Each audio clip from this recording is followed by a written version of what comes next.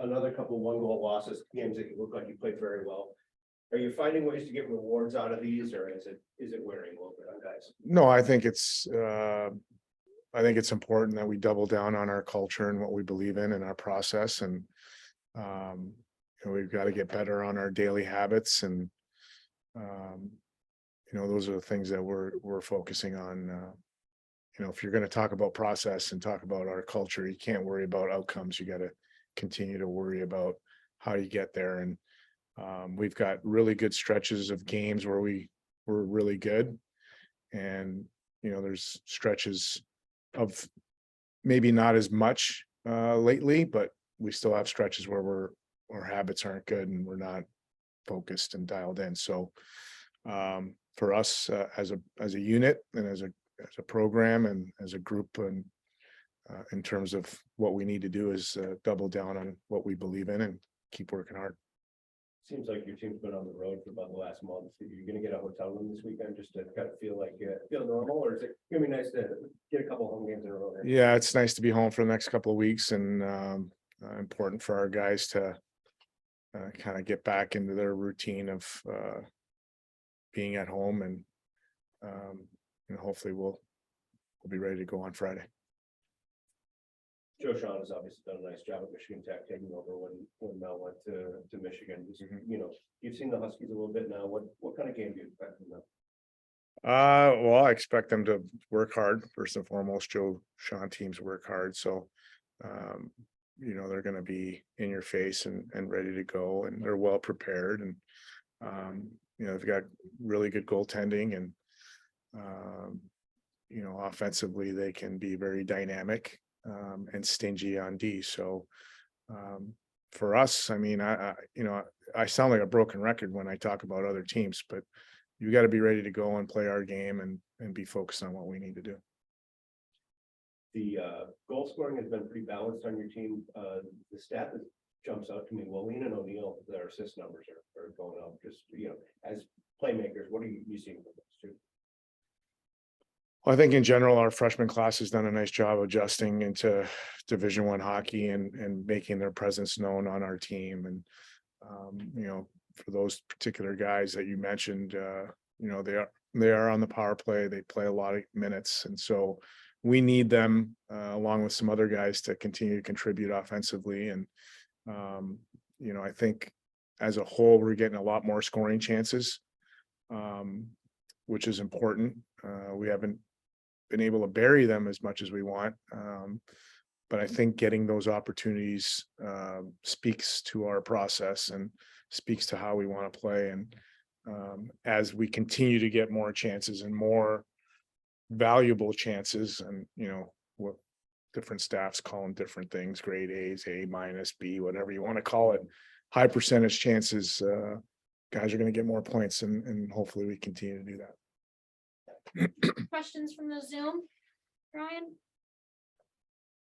Rico, when during the Mankato series, you said in the third period when they made that rally that they have the confidence, they know how to rally and get a win. Do you feel like that's something that's growing with your program with each passing game, even though they haven't translated to wins? Is that confidence and belief growing, you feel, each week? Well, I mean, anytime you have an opportunity to play at this level and you're in games for as long as we've been, for the most part all year, really, with the exception of a couple of games. I think it's 7 1 or 2 goal games that we've been in, or 8, I should say. You hope that that's a confidence builder. I think it is. At the end of the day, we have no results to show for it, and that might be something that we need to address. But in terms of gaining experience and gaining that confidence that we can play at a high level, I think that's evident in our play. Additional questions, Ryan, or? Rico, National Signing Day was last week. Just I was asking Joel too. You see a lot of social media from high schools around the country. How cool is it to see the St. Thomas colors and a kid put pen to paper? And what are you excited about with your incoming class? Well, again, I think as we continue to build and put pieces together, you know, these guys that we signed this past week are all five of them are really important pieces to our puzzle as we continue to, you know, build our program to where we want it to be. And so, you know, there was a plan last year and the guys that we signed in terms of what we were bringing in and the depth and the kind of player that we wanted. We want to continue with that character and that type of player, but now we have to bring in some specific things and needs that we need. So I think you see that the guys on defense are a specific need, a specific skill set that they bring to the table and also up front. So you know, we're happy with our group and we're excited about where they're going to be in the future, right? They've still got a long way to go. It's one thing we talk about in the recruiting process. The job is not done yet. You still have things that they need to do, and they know that. They're really good people and good character guys, good students. And that's what we're trying to build here. So they really fit into our culture of faith and brother and trust in brother. And I think there's a reason why they chose to come to St. Thomas, and we're excited about that. Rico, can you talk about the CCHA a little bit? I don't know if you still are seeing some of the COVID guys, some experience, some fifth year types, but is there, I know not much probably surprises you as long as you've been around college hockey, but is there anything that's surprising you this year about the conference or playing out similar to what you were preparing? Yeah, I think that first part is a really important distinction. This is not a normal college athletic experience, right? You have fifth year COVID guys that normally wouldn't be in your lineup, right? That are transferring to other programs. This is true for everybody in the country. So as you're building your program, it's actually something we've talked about a few weeks ago.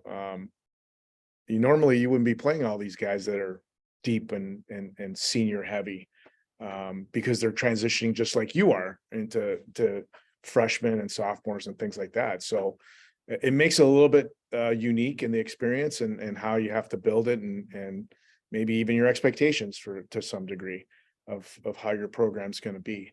In terms of the CCHA and what we thought going into the season, who the teams were going to be, I think you're seeing that right now. And you know, I do believe though, and I believe this at the beginning of the year, that anybody in our league can beat anybody, and you have to be ready to play and you got to be focused and ready in your game set, whatever that might be, whatever game plan you have for your team.